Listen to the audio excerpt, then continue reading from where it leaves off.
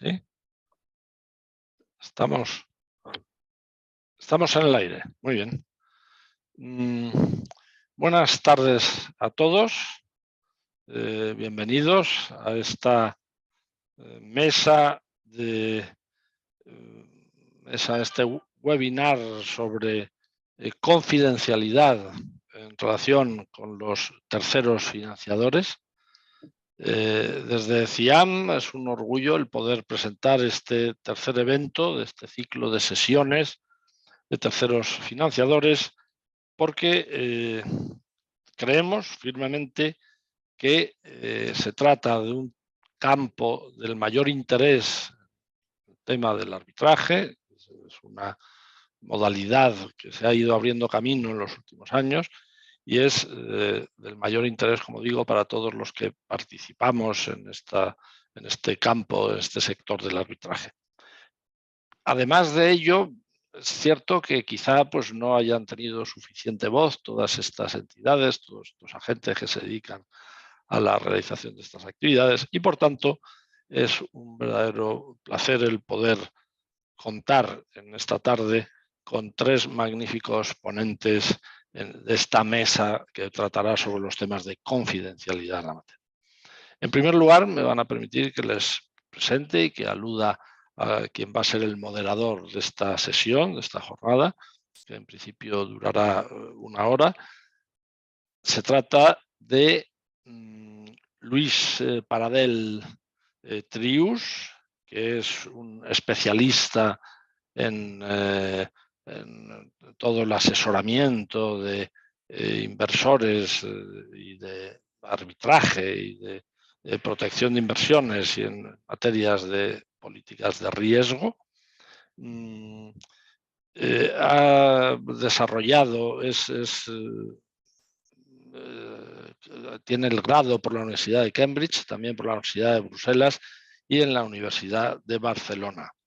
Es miembro de distintas asociaciones profesionales como la International Law Association, la American Society of International Law, del Club Español de Arbitraje y de el Italian Forum for Arbitration y ADRs.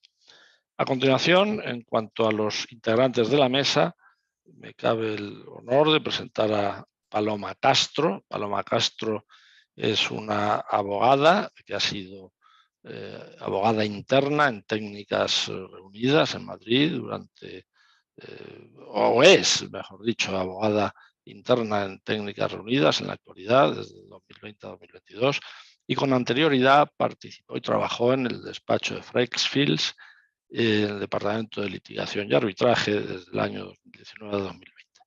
Finalmente, y también con anterioridad, estuvo en el despacho de Pérez de Llorca en Madrid durante los años 2015 a 2019. Ha efectuado diversas publicaciones en la materia y trabaja en la actualidad en la firma Deminor. En segundo lugar, tenemos a Jesús Rodrigo Lavilla, que es abogado del Estado en excedencia, es consejero delegado de PLA, es un fondo de litigio regulado con capital español, y tiene una amplia experiencia también en materia judicial y arbitral por haber participado en múltiples procedimientos de esta naturaleza. Finalmente, Cristina Soler es CEO de RAMCO, que es una de las más importantes entidades en esta materia. RAMCO fue constituida en el Reino Unido en el año 2013, es pionera en el sector y con anterioridad, ocupa este puesto desde el año 2017 y, como digo, es experta en procesos judiciales y arbitrales internacionales. Con anterioridad trabajó en el despacho Mullerat y Roca, inició su carrera en el año 1995 y posteriormente se integró y trabajó para el despacho Gómez Acebo y Pombo durante más de 15 años. Tiene una gran experiencia en una variedad de materias y sectores, incluyendo petróleo y gas, bienes inmuebles, construcción, etc.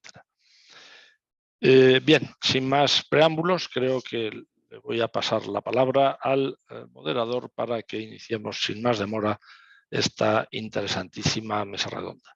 Únicamente quería advertir a nuestros a nuestra ilustre audiencia que si bien yo estaré a lo largo de la sesión conectado, el cierre final y la clausura final la hará el moderador, porque lamentablemente me tengo que ausentar a las 7 menos cuarto, pero tengo que estar en otro lugar a las 7 o 7 y cuarto. Por tanto, sin más preámbulos, cedo la palabra al moderador Lluís Paradell. Muchas gracias. Muchísimas gracias, Juan, y muchísimas gracias a todos los organizadores de este interesantísimo webinar con ese tema, y además de la tercera sesión ya sobre los terceros financiadores, que es el tema de la confidencialidad en este sector. Es un placer estar con ustedes y gracias también a los asistentes por su presencia. Este tema tengo la suerte de que lo analicen y conversarlo y discutirlo con ilustres participantes como ponentes, como ya ha anunciado Juan, que son Cristina Soler, de Ramco, Paloma Castro de Deminor y Jesús Rodrigo Lavilla de PLA. Vamos a dividir el tema en tres grandes subtemas o argumentos. Los tres, obviamente, relacionados con la confidencialidad en este sector, en este campo, como son, primero, el tema del deber de revelación de los acuerdos, de la existencia de un acuerdo, y vamos a ver qué tan amplio es ese deber, si tiene que alcanzar a otros aspectos de los acuerdos de financiación o no, que es obviamente el tema fundamental, ¿no?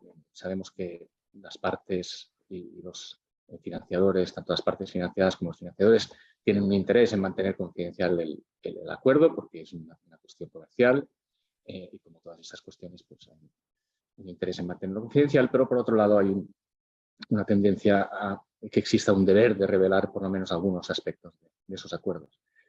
Luego vamos a analizar las consideraciones, teniendo en cuenta esta tendencia a la revelación, las consideraciones estratégicas que se deben tener en cuenta a la hora de cerrar uno de estos acuerdos entre financiador y parte financiada, y a ver si hay algunas cuestiones que hay que tener en cuenta, que hay que considerar muy bien en los acuerdos, si se pone, si no se pone y qué se pone en los acuerdos. Y ahí también vamos a analizar si existe alguna preocupación en el hecho de que el fondo o el fondo de los financiadores tengan acceso a documentos del arbitraje, porque obviamente no son parte y al mismo tiempo sabemos que existe un deber de confidencialidad en principio en muchos arbitrajes, entonces ver si ahí hay alguna cuestión también que preocupa y cómo se analiza y cómo se regula. Y tercer tema, la confidencialidad en el proceso de evaluación por parte del financiador del caso que se le plantea, ya sea por parte de la parte interesada o por el abogado, para obtener, para que se suministre, se proporcione esa financiación, ¿no? Si ahí en ese proceso también hay una preocupación por la confidencialidad y cómo se trata entonces, cómo se articula esa preocupación en ese proceso. Pues sin más, vamos a entrar en estos tres temas y lo vamos a hacer haciendo una serie de preguntas específicas al respecto. El primer tema en concreto lo va a analizar Cristina, pero con intervención también de los otros ponentes. Mi primera pregunta para ti, Cristina, es, empezando por el principio, si queremos, ¿cuáles son las reglas de los sistemas de arbitraje, ¿no? De las distintas reglas de arbitraje sobre el tema de la revelación, de la posibilidad de mantener confidencial el acuerdo o tener que revelarlo? Y si ha habido una evolución, que entiendo que la ha habido, hacia un deber de revelación, que nos argumentes si hay alguna preocupación por parte de los financiadores sobre esa evolución. ¿Cuáles son las mayores diferencias que tú ves en las normas aplicables? Sí, muchas gracias, Luis. Muchas gracias, Juan, por la presentación. Y quería agradecer también a CIAM la organización de esta tercera conferencia sobre third party funding y arbitraje en un tema de alto interés como es la confidencialidad. Como decía Luis, efectivamente ha habido una evolución normativa y en este momento voy a analizar la situación actual. Y efectivamente la mayoría de cámaras y tribunales arbitrales han adoptado reglas en las que se regula con carácter general la obligación de revelar la financiación. Y ahora veremos el alcance. Quería empezar primero hablando de la naturaleza del acuerdo de financiación. Como sabéis, es un mecanismo de financiación en el que el financiador costea o financia los costes del litigio arbitraje y tiene a cambio una retribución si se gana el caso, si se pierde la inversión, y si se gana el caso obtiene por tanto una contribución, una retribución que es un múltiplo de la inversión o un porcentaje de lo que se obtenga en el resultado del procedimiento. Por tanto, queda claro que el financiador tiene interés directo en el resultado del arbitraje. En base a esta premisa, se ha considerado que tenía que verificarse la existencia de conflicto de interés para garantizar la imparcialidad e independencia de los árbitros y la integridad al final del procedimiento arbitral. Pensemos que podría darse el caso que un árbitro hubiera participado en diversos procedimientos que se han financiado por el mismo financiador o si hubieran dado situaciones de relación previa, hubiera dado opinión en otros casos. Si no existe esta obligación de revelación de la parte financiada, podría dar lugar a que existiera un conflicto de interés que podría surgir en cualquier momento del procedimiento, generar que se pudiera impugnar ese laudo y finalmente generar una nulidad de ese laudo, lo cual al final, por tanto, la revelación es algo que beneficia tanto a la parte financiada como al financiador propiamente, que lo que se busca es el buen fin del procedimiento arbitral y la transparencia para lograr el éxito del procedimiento.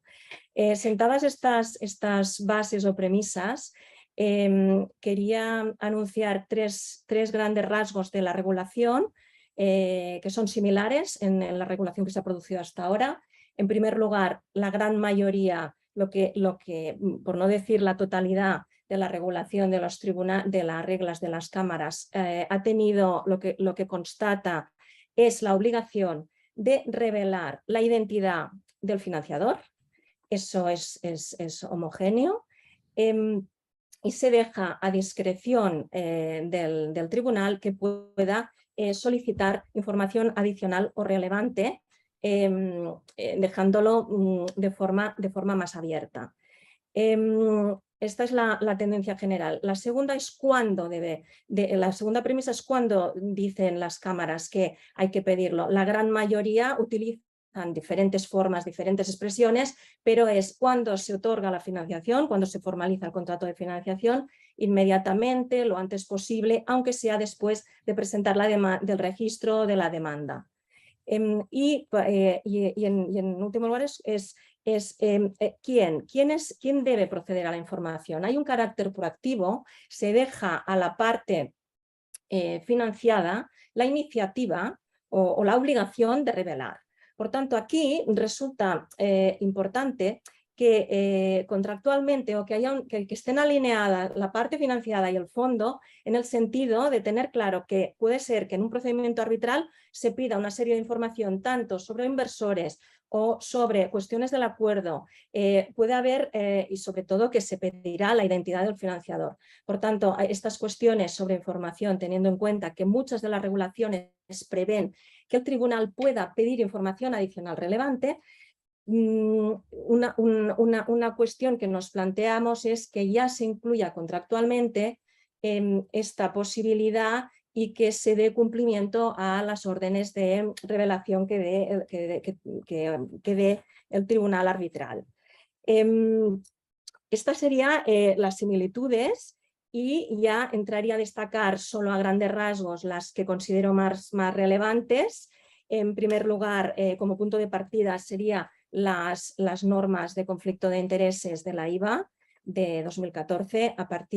No son propiamente normas referidas al third party funding, pero sí que consideran que hay una obligación de revelar cualquier relación del árbitro con una persona física o jurídica que tenga interés directo en el pleito. Obviamente, un financiador tiene, como hemos dicho, interés directo en el pleito y, por tanto, hay varias decisiones arbitrales que se han basado en estas normas para pedir la información que han considerado relevante sobre el financiador. A partir de aquí, citaría pues las reglas de Singapur, de la Corte de Arbitraje de Singapur, de Hong Kong, en el mismo sentido el informe del grupo de trabajo de ICCA con la Universidad Queen Mary de 2018. No puedo dejar de mencionar el reglamento de la ICC de 2021 y las reglas del CIADI que entraron en vigor el 1 de julio de 2022, en concreto la regla 14, en su último punto. Como he dicho, hay unas similitudes, pero sí que cada cámara ha tenido alguna mención que va un poco, que puede diferir del resto. En este caso, en el tema del CIADI, la regla 14, resulta muy interesante el punto 4, cuando ya dice expresamente que el tribunal podrá ordenar la revelación de información adicional sobre el acuerdo de financiación y el tercer financiador. Esta es pionero en esta cuestión. Esta línea la han seguido el resto de cámaras, Cámara de Milán, la Cámara de Brasil-Canadá, y las cámaras españolas han seguido también esta misma tendencia. CIAM fue pionero con su artículo 23. Hay obligación de revelar la identidad del árbitro y luego deja abierto la posibilidad. Dice, sujeto a las normas sobre secreto profesional que puedan ser aplicables, esta es una diferencia respecto a otras cámaras, se podrá pedir la información que considere oportuna por parte del tribunal.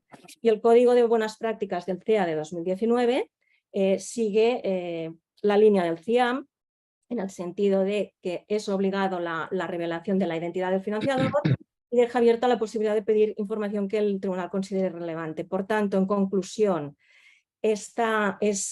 hay una obligación general de esta obligación de revelación, diríamos, limitada, de identidad del financiador, y lo que queda menos claro, porque no se dan directrices claras al efecto en este gran avance normativo que ha habido en los últimos años, es el alcance de esa revelación. Si tiene que haber una revelación o no, y se deja a discreción del tribunal. Gracias. Sí, ahí te iba, justo me he quedado con ese punto, te iba a pedir cuál es tu experiencia o cómo has visto la aplicación de esta discrecionalidad que tienen, o esa discreción que tienen los tribunales, y qué alcance le han dado a ese deber de revelación. ¿Ves alguna consistencia en cómo lo han aplicado o ves por ahí algunas decisiones que se quedan cortas, otras que van más lejos, y eso sí puede acabar generando alguna preocupación, ¿no? Cuando no hay una consistencia y en peligro de que un tribunal se pueda exceder en algún caso a lo mejor. Efectivamente, he visto una tendencia clara y, digamos, general, sobre todo las cortes que han generado más jurisprudencia han sido CIAD y CPA. En este sentido, una tendencia clara diciendo que cuando se ha revelado la identidad del árbitro, del financiador, no hay necesidad de revelar el acuerdo de financiación, debido a que es un acuerdo comercial, tiene una serie de cláusulas confidenciales comerciales y económicas que, como sabéis, algunas tampoco pueden dar luz sobre el conflicto, ¿no? Porque hay muchas cuestiones que se refieren a la relación de financiación. Incluso podrían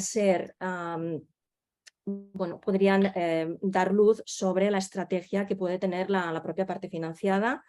Entonces, se ha considerado por parte de la generalidad de la jurisprudencia, o hay al menos una teoría mayoritaria, que es que solo en condiciones excepcionales, si concurren cuestiones excepcionales, se podrá pedir el acuerdo de financiación, y podríamos citar las sentencias South American Silver contra Bolivia es del 2015, pero creo que es una de las sentencias más conocidas en este sentido, y a partir de aquí hay grandes casos que han seguido esta cuestión. Se consideró que no hacía falta revelar el contrato de financiación, Bolivia lo pidió, se consideró que no hacía falta por parte del tribunal y que era suficiente porque con la identificación del financiador, porque no concurrían condiciones excepcionales de abuso, de mala fe, etc. En cambio, hay algún caso, como podría ser el caso García Armas o Mohamed contra Turkmenistán.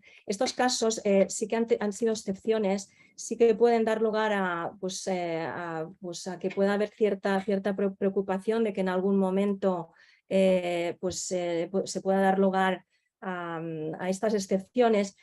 Sin embargo, si analizamos bien los casos, se daban una serie de condiciones excepcionales. Por ejemplo, en el caso de Mohamed, los representantes legales habían cesado la representación y en otros casos financiados habían incumplido el pago de las costas.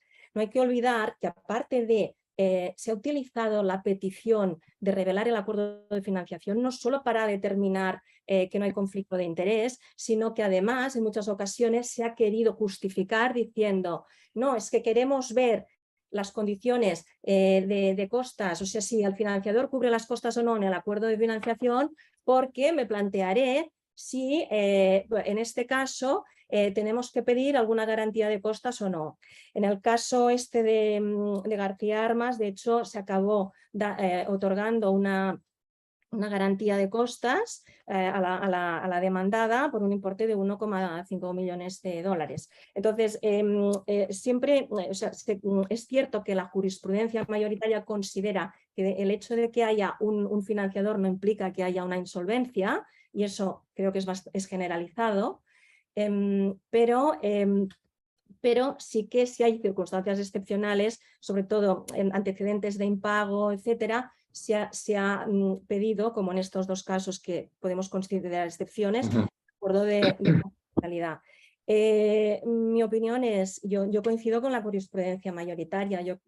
Nosotros creemos en la transparencia, por supuesto, creemos que da seguridad revelar la identidad del financiador, no le vemos ningún problema. Creemos que hay otras formas de comprobar si hay cobertura de costas o no, y la identidad del financiador, quiénes son los inversores. Hay otras formas que pueden ser menos gravosas que revelar el acuerdo de financiación. Y en todo caso, si se tuviera que revelar, hay formas en las que se puede expurgar o omitir aquellas cuestiones que no interesan para nada a los efectos del análisis que se pone en cuestión en estos dos casos. De hecho, en el último caso de García Armas se presentó ahora en los anexos omitiendo determinada información confidencial que podría dañar bastante la estrategia de la parte financiada. ¿Qué opinión tenéis los demás? No sé, Paloma o Jesús, sobre este tema, que es un tema que parece crucial, ¿no? Es hasta qué punto hay que revelar el acuerdo mismo, si algún tribunal se ha excedido a este respecto, ¿no?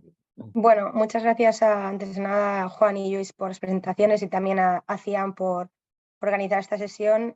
Bueno, nosotros desde Deminor compartimos totalmente la opinión de Cristina. De hecho, creemos que la revelación proactiva de que existe financiación es buena, y es buena incluso para el propio cliente, porque, como se sabe, que se financie un caso es difícil. Los requisitos que tenemos son exigentes y por tanto, que un caso se llegue a financiar es algo complicado, ¿no?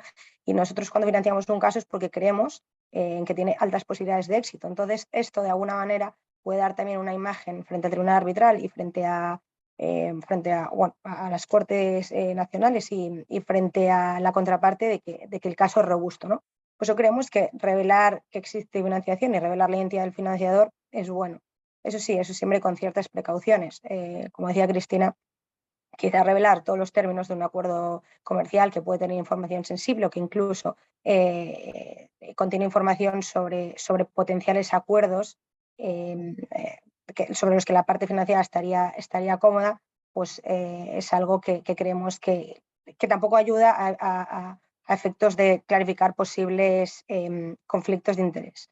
Y luego, pues en cuanto al tema de las garantías, la security for cost de las que antes hablaba Cristina, evidentemente que una parte reciba financiación no quiere decir que sea insolvente ni mucho menos, simplemente muchos clientes deciden obtener financiación para destinar sus recursos internos a otras cuestiones de su negocio y por tanto creemos que lo que se podría hacer en estos casos es buscar soluciones alternativas, como simplemente que el financiador pues puede firmar un papel en el que diga que efectivamente en su acuerdo se cubre la posible condena en costas, pero sin tener que revelar todos los términos económicos o el acuerdo al completo. Es totalmente la línea de lo que decía Cristina.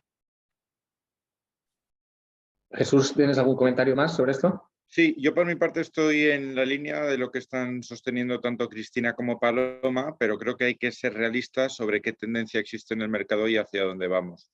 Entonces, evidentemente, yo creo que en el ámbito de una controversia arbitral con el hecho de que se revele básicamente la identidad, en segundo lugar la existencia del contrato y en tercer lugar qué han pactado las partes respecto de las costas, salvo cuestiones puntuales que se puedan plantear en una controversia arbitral que hay que examinar caso a caso, dado que además siempre nos movemos en el ámbito del complex litigation y como nosotros siempre decimos, ninguna operación es igual, creo que eso sería suficiente.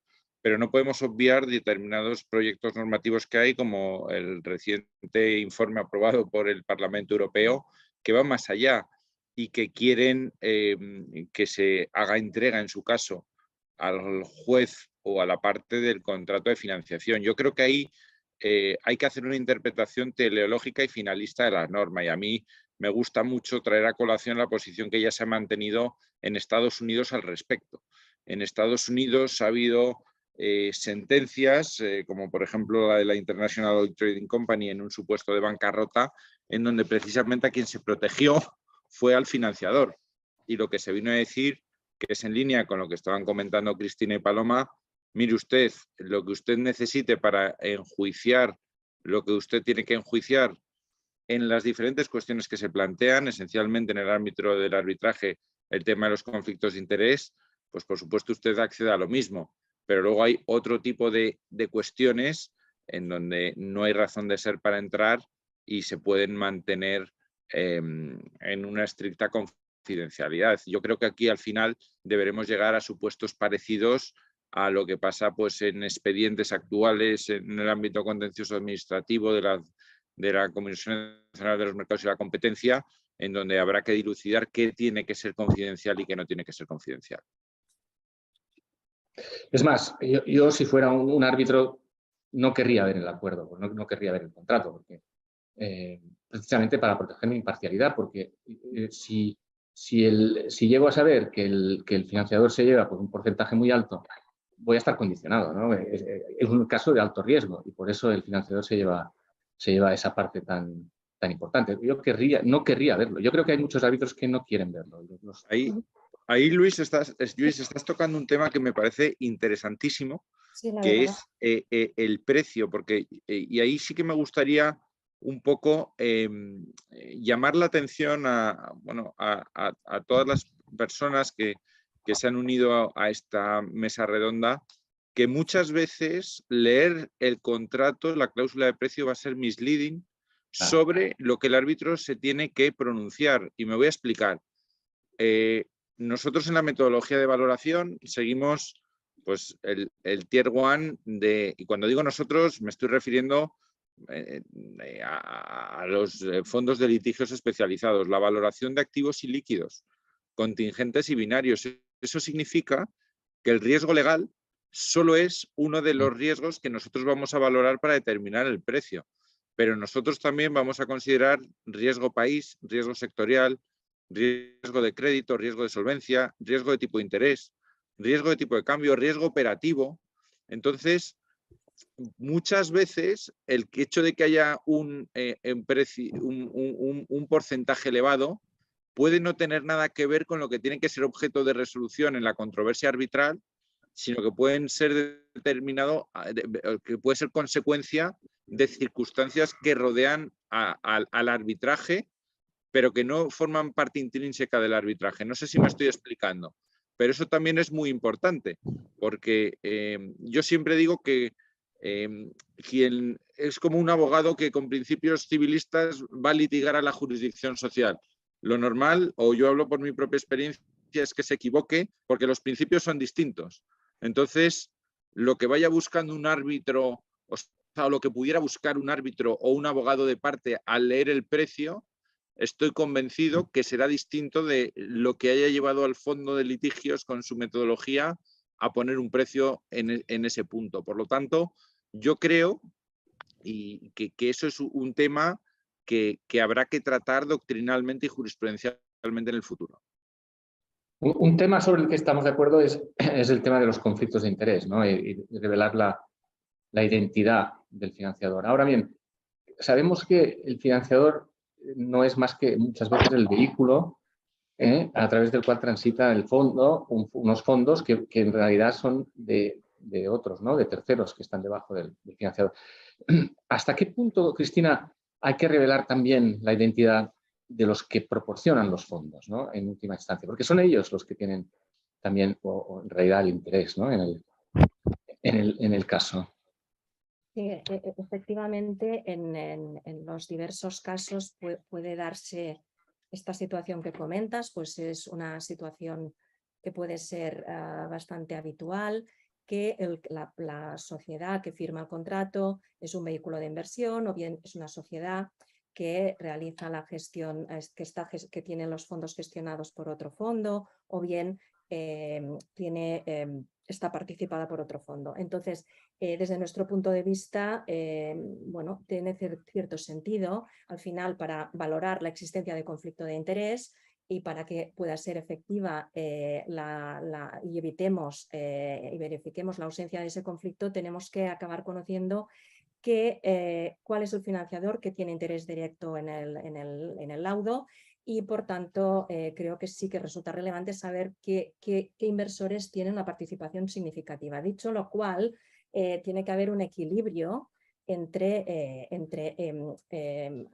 revelar esta información y tener en cuenta que la parte, tal como se ha comentado en algunas reglas arbitrales como en las de CIADI, debe realizar unos esfuerzos, digamos, razonables y, por otra parte, debe también valorarse que existen acuerdos de confidencialidad entre sus inversores. Por tanto, esto no debe llevarse al extremo y, como el tema anterior, como decíamos en el tema anterior, en el tema anterior de la revelación del contrato de financiación, hay que buscar un punto de razonabilidad en el que estén alineadas estos dos intereses a proteger para garantizar los derechos de cada parte en el procedimiento. Aquí este ha sido un caso, esta cuestión se trató en un caso que es CIADI Avanto contra Venezuela, que considero que es una decisión muy interesante, y Venezuela en este caso solicitó no solo que se revelara el acuerdo de financiación, sino que además solicitó que se identificara la identidad de los inversores si no resultaba del acuerdo de financiación, para verificar el tema de la condena en costas, si el fondo cubriría las costas, y para verificar que efectivamente no se hubiera cedido ese reclamo a terceros y quién es el efectivo titular de la reclamación.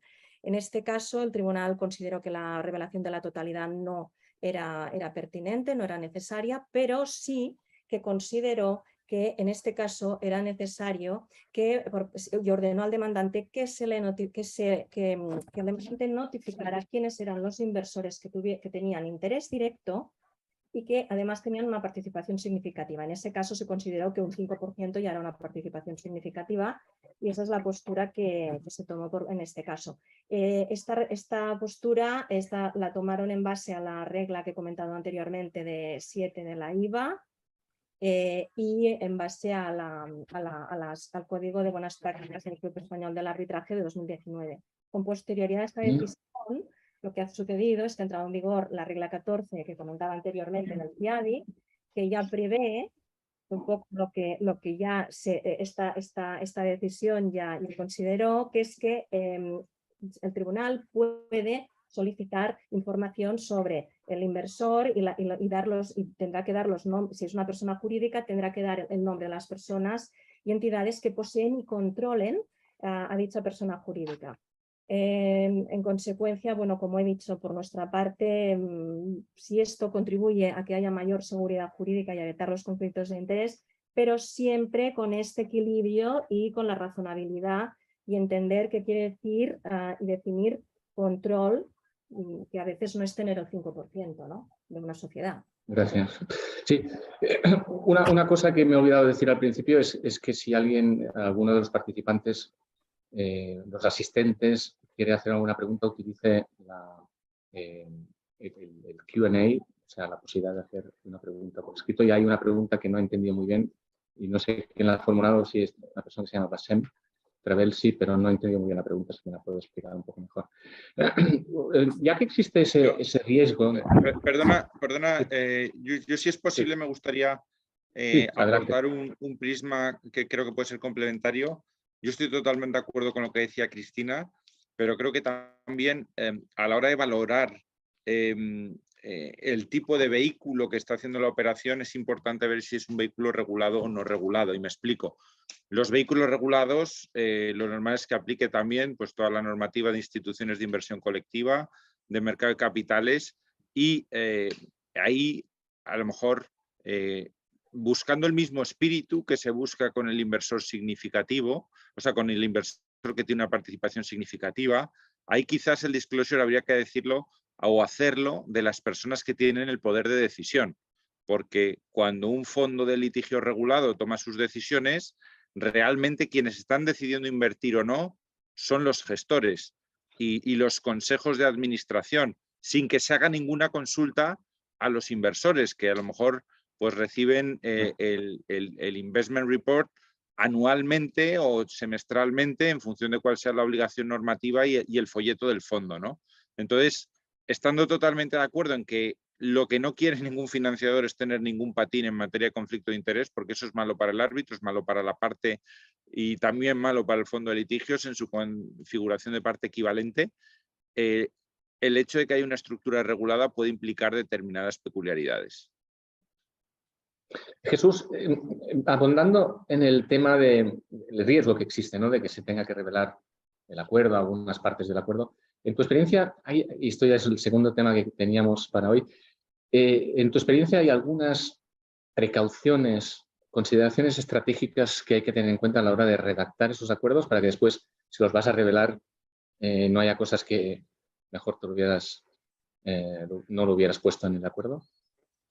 Yo creo que un poco en línea con la tendencia que estamos comentando, este es un tema que cada vez hay que tener más en consideración y que tradicionalmente tampoco se ha tenido muy en consideración en tanto en cuanto el criterio general era quedarse en la identidad y en la existencia del contrato. A mí me gustaría hacer una contestación en un primer nivel a tu pregunta desde un punto de vista conceptual y desde un punto de vista pragmático. Desde un punto de vista conceptual, a mí tener que revelar el contenido del contrato no me gusta, pero porque entiendo que hay información que podría cualificar como secreto comercial o de estrategia comercial de cada uno de los fondos, igual que entiendo que ni a Ranco ni a Deminor le gustaría pues que su contrato estuviese por ahí, desde luego a Pelea tampoco, ¿vale? Pero desde un punto de vista pragmático diría que cuando alguien acceda a este tipo de contrato, tampoco se va a llevar, si está en el mercado, ninguna sorpresa, porque yo al final siempre digo que esto es o un contrato de inversión o un contrato de adquisición en donde lo único que se está haciendo es sustituir un activo industrial por un activo litigioso, contingente y binario. Por lo tanto, en esencia, las estructuras que se ven en esos contratos respecto de activos industriales se van a ver también respecto de activos litigiosos y luego se va a ver complementado, eso sí, con positive covenants, con negative covenants y con algunas cláusulas específicas que afecten a aspectos procesales como puede ser el tema de las costas. ¿Qué precauciones creo yo que se deben ahora mismo mantener? Pues yo en primer lugar diría ex ante el fondo de litigios, yo creo que lo que es la entrada de la operación, el report para ver si entra o no de sus abogados internos y de los abogados externos con los que trabaje, debe ser un report que no salga de su propio ámbito primero, es decir, que no se circule más allá del estricto círculo del fondo de litigios, y segundo, que lo emite un despacho de abogados que evidentemente, por motivos obvios y ya de propia metodología de inversión, no sea el despacho de abogados que va a llevar el caso para el demandante. En segundo lugar, yo creo que es muy importante la cláusula que determine y delimite el objeto de la operación, que sea clara, breve y sencilla. Y me explico.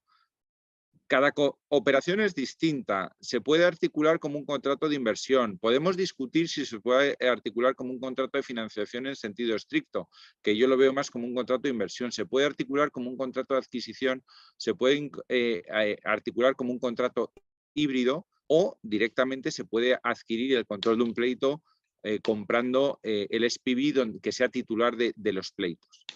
Eso va luego a influir en cómo se tiene que aproximar el fondo de litigios y cómo se tiene que aproximar el cliente a cuestiones que tienen una importancia capital, como es transacción, instrucciones a abogados, conflictos de interés y terminación. Por lo tanto, yo creo que el objeto tiene que ser claro. Otra cláusula que hay que redactar muy clara es el tema de las costas, dejar muy claro quién asume el pago de las costas y en qué circunstancias. Y nuevamente, en función del tipo de operación que se haya hecho, es muy importante determinar cuál es la posición procesal de ambas partes. Tanto la posición procesal del cliente al inicio de las conversaciones para la financiación, como la del fondo de litigios.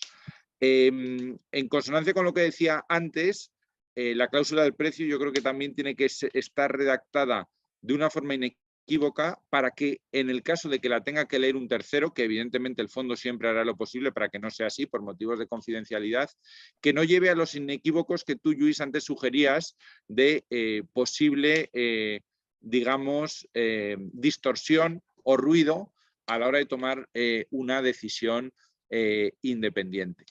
Y luego, más allá de eso, yo lo que diría es que nadie va a encontrarse ninguna sorpresa. Yo me remito al Código de las Buenas Prácticas de la Asociación de Third Party Funding de Inglaterra y Gales, y todo lo que se recoge ahí de forma sintetizada y resumida es lo que un poquito más desarrollado se va a encontrar alguien en un contrato de inversión. Pero yo sí que creo que por la tendencia que se está siguiendo en el mercado, hay que tener contratos sencillos, hay que redactar contratos pensando que los van que los puede acabar leyendo un tercero, y finalmente yo sí que hago un comentario.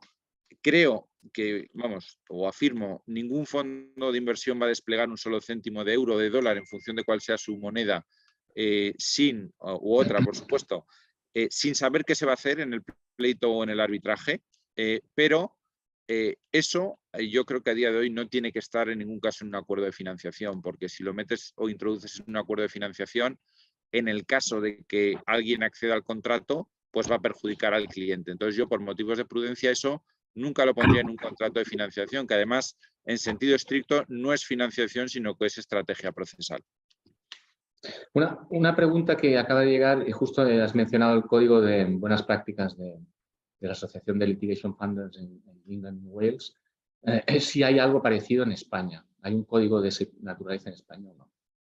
En España no hay nada parecido, en España no hay ningún código parecido, pero yo lo que diría es que este es un sector que se rige por la autorregulación, se debe regir por la autorregulación, sin perjuicio, por supuesto, de determinadas normas que se puedan aprobar con mayor o menor acierto en el ámbito de la Unión Europea.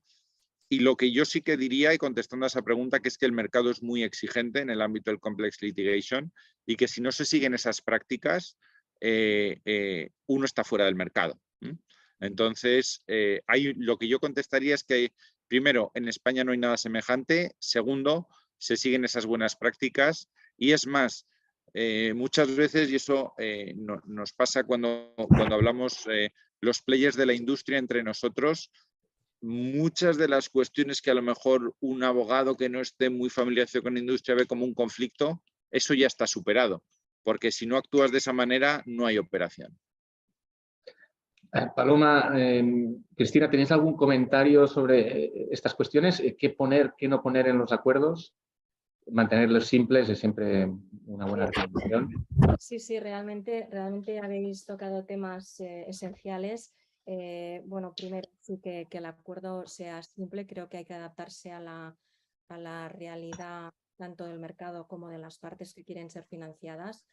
Creo que cada vez se valora más que los acuerdos sean simples y se adapten y sean flexibles y se adapten al caso, al final. Al final tiene que haber una flexibilidad. También creo que hay que seguir, tienen que haber las posiciones, tienen que estar alineadas y por supuesto en nuestro caso seguimos también los criterios de la Asociación de Litigation Funders de Inglaterra y Gales. También seguimos las de la ILFA.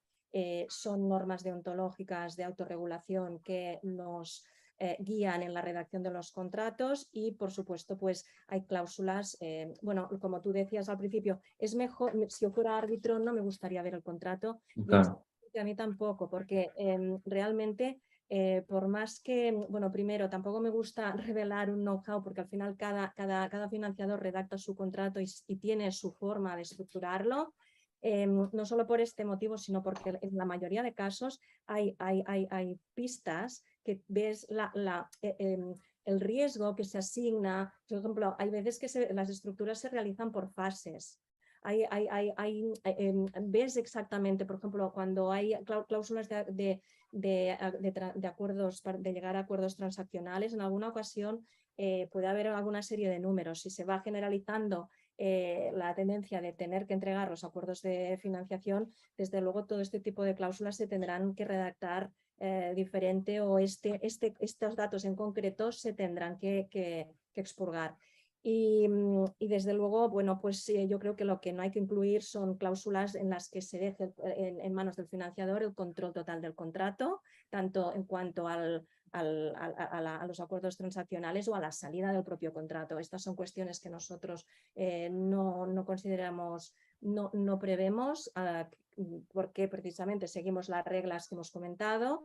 Y creo que para nosotros es importante que no haya este tipo de cláusulas y haya un equilibrio entre las partes. Paloma. Un comentario menor. También totalmente de acuerdo con Jesús y con Cristina respecto al contenido de los acuerdos de financiación y ya no solo respecto a estos acuerdos, sino de todos los anteriores que se van firmando hasta que llegamos al acuerdo, ¿no?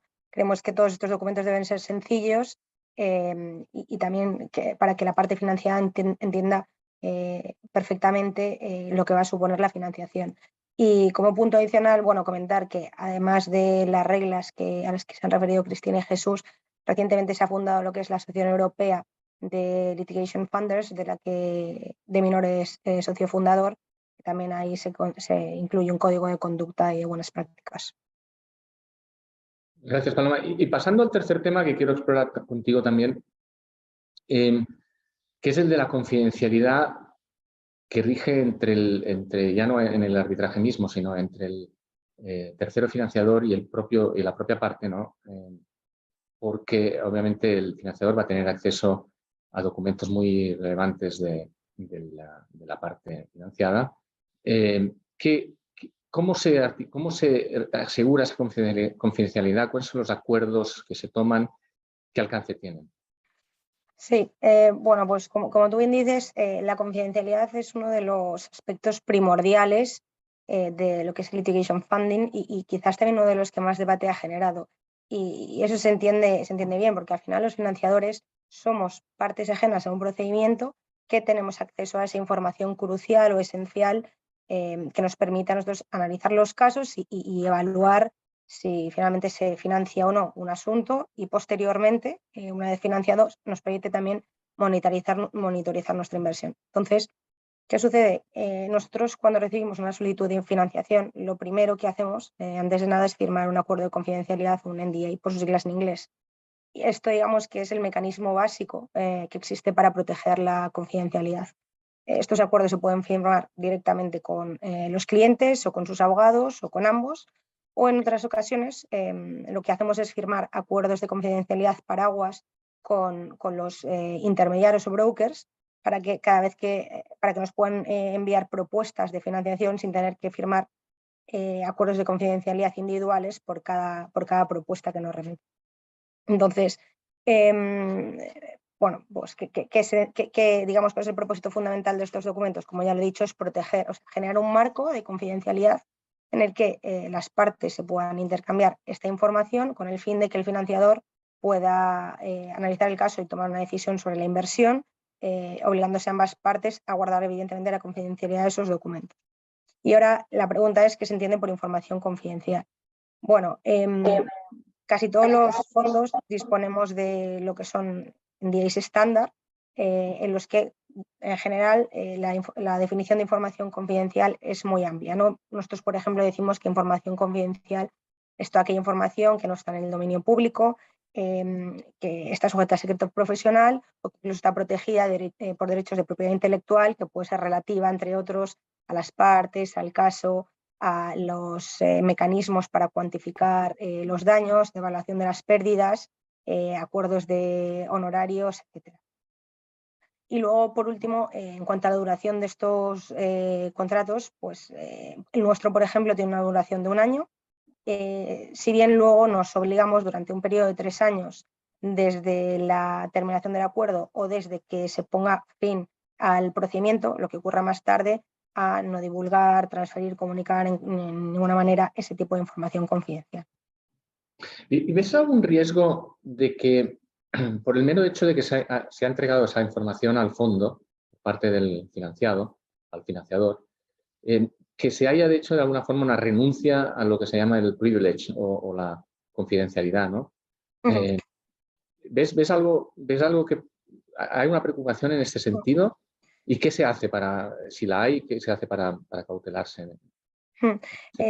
Sí, esto es un tema muy interesante y de hecho creo que la respuesta depende un poco de la jurisdicción o de la tradición jurídica ante la que nos encontremos. Por ejemplo, los países de las jurisdicciones civilistas, lo que impera es el deber de secreto profesional y en la práctica no hemos visto ninguna ocasión en la que se entienda que se ha renunciado a ese carácter confidencial de la información por entregar a un tercero. ¿Podría suceder? Pues no lo descartamos, pero no lo hemos visto en la práctica. En todo caso, creemos que aquí una solución idónea para mitigar el riesgo es o firmar un NDA robusto o, por otra parte, pues limitar la información que se comparte con el financiador. Pero si bien aquí, digamos que el kit de la cuestión surge en los países de common law, porque en estos países sí que es verdad que si se comparte información confidencial con un tercero, se puede entender que se ha renunciado al privilege. Pero existe una doctrina que se llama la del common interest, que básicamente es una excepción a esta regla general y lo que propugna es que si se comparte información confidencial con un tercero y ese tercero tiene un interés común, se entiende que no ha existido una renuncia. No obstante, esta doctrina adolece de una regulación como tal, se ha ido construyendo jurisprudencialmente poco a poco, pero tampoco hay demasiadas definiciones sobre, por ejemplo, qué se entiende por common interest. Hay ciertos ejemplos y la jurisprudencia nos dice que se puede entender que hay un interés común entre los socios de una compañía, incluso entre los socios de una firma de abogados, entre aseguradores y asegurados, incluso entre vecinos que se oponen a un plan de urbanización de una zona residencial que comparten, ¿no? Entonces son meros ejemplos, pero digamos que no hay una definición como tal, no hay una norma que defina qué es interés común. Lo que sí hemos encontrado son 2 sentencias bastante curiosas, porque en cada una de ellas se resuelve la cuestión de una manera distinta. Una es el caso Winterthur, que se resolvió por un tribunal en Inglaterra, en la que se determinó que un asegurador tenía un interés común en el litigio de su asegurado, ¿no? Entonces, por tanto, se entendió que aplicaba la doctrina del interés común y muchos académicos lo que han hecho es trasladar esta doctrina o aplicarla de manera analógica a lo que pasa en los casos de los financiadores. Entonces, han entendido que, evidentemente, pues en los casos de los financiadores también podría aplicar esta doctrina por entender que el financiador también tiene un interés común en proseguir con el litigio o el arbitraje de una manera muy parecida a como en este caso lo hacía un asegurador. Pero luego, en contraposición, tenemos lo que es el caso Miller versus Caterpillar, que fue resuelto por el Tribunal de Distrito del Distrito Norte de Illinois, que consideró que los documentos proporcionados a los potenciales financiadores no estaban protegidos por la doctrina del interés común, porque el demandante y el financiador no compartían suficiente interés común sobre el éxito del caso. Entonces, bueno, es curioso ver cómo la jurisprudencia no es siempre consistente y cada tribunal pues se acerca a esta doctrina de una manera distinta, ¿no? Entonces, nosotros, en este caso, cuando nos hemos enfrentado a estas situaciones, lo que proponemos es una solución práctica, que es la firma de un Common Interest Agreement, que básicamente es un acuerdo en el que ambas partes se acuerdan que tienen una relación de interés común, que no tienen intención de renunciar al privilege sobre ciertos documentos. También se determina qué documentos se entiende que pueden, qué documentos tienen un interés común, y se indica que la información que se proporciona únicamente a unos propósitos determinados. Gracias. Nos quedan solo 2 minutos o menos incluso. No sé si hay algún comentario más. Hay 2 preguntas en los comentarios finales de 30 segundos cada uno. Las podéis incluir. La primera es, habéis recomendado que la estrategia legal no se incluya en el contrato, obviamente, y aquí nos preguntan si el porcentaje de éxito del caso se pide normalmente por parte del fondo o del financiador, y si eso entraría dentro de lo que se llama la estrategia legal, quedaría de alguna forma excluido o protegido, incluso, como decía Paloma, por ese Common Interest Privilege. Y hay otra pregunta que es si en los contratos de confidencialidad de los que hablas, Paloma, también se aplican a los que aportan finalmente los fondos, ¿no? Que están los que aportan el capital. Si también se extiende a ellos el acuerdo de confidencialidad. ¿Queréis hacer 30 segundos de comentarios finales sobre estos temas o los que queráis? Si queréis, empezando por esta última pregunta de manera muy rápida, nosotros, como en nuestro caso invertimos con fondos propios, sí, nosotros evidentemente somos los que firmamos el NDA con los clientes o con los abogados, por supuesto. Jesús. Yo, por mi parte, simplemente un poco, yo quería decir 2 cosas. La primera, normalmente con la información que no es privilegiada y con la información que razonablemente se va a intercambiar entre las partes en los procedimientos arbitrales, un financiador puede tomar razón de cuál es el caso, cuáles son las circunstancias y hacer su oferta. Eso yo creo que es importante conocerlo, porque estamos hablando de un tema muy importante, pero sobre esa base. Y un poco en línea a lo que decía Paloma, también es interesante destacar que hay otras 2 sentencias en Estados Unidos, que es el caso de Devon contra IBM y luego el caso de Doe contra la Society of Missionaries of Sacred Heart, en donde precisamente se llegó a la conclusión que la información intercambiada entre el inversor bajo determinadas condiciones, que precisamente son las que decía Paloma en esos contratos de common interest, que está protegida por confidencialidad y que no debe ser objeto de disclosure y que tampoco decae el privilegio entre abogado-cliente. Yo creo que son también 2 precedentes relevantes. Cristina, te damos la última palabra a ti. Bueno, un poco primero por contestar quizá la pregunta que ha quedado sin contestar antes. Creo que la pregunta era bueno, que se ha comentado antes que no se debía incluir la estrategia legal en el contrato de financiación. Normalmente sí que hay un anexo en el que se explica cuál va a ser la acción a seguir, o sea que puede ser un anexo más general y no entrar en detalle. Pero efectivamente se incluye el porcentaje, se incluye la retribución, debe incluirse además de forma muy clara. Es uno de las obligaciones principales del contrato, la retribución y sobre todo el éxito, creo que se refería a la pregunta. Perdona, se refería al porcentaje de éxito, si es algo que se pide normalmente y si se incluye. No, el porcentaje de éxito no se incluye, eso forma parte de la due diligence. Y como ha dicho Jesús, creo que es interesante tener en cuenta esto, que pues, muchas veces se puede presentar una oferta no vinculante con una serie de parámetros genéricos, obviamente habiendo firmado un NDA previamente, pero que no hace falta entregar todo, eso es ya en fase de due diligence, donde se mira con detalle determinadas cosas. En determinados casos se podría presentar oferta no vinculante con una documentación limitada. Bueno, pues con esto cerramos, estamos 2 minutos por encima del tiempo. Hay una solicitud aquí de documentación. ¿Es posible que los panelistas compartan las decisiones de las que han hablado? Si son públicas, obviamente. Gracias. creo que os contacten directamente quien lo quiera y que vosotros evaluéis la publicidad o no de esos casos. Y luego un comentario final. Enhorabuena a los organizadores y a los panelistas, ha sido muy útil. Habéis demostrado muchos conocimientos, una gran profesionalidad y rica experiencia. Y nada más con eso. Yo lo que hago es adoptar estas palabras.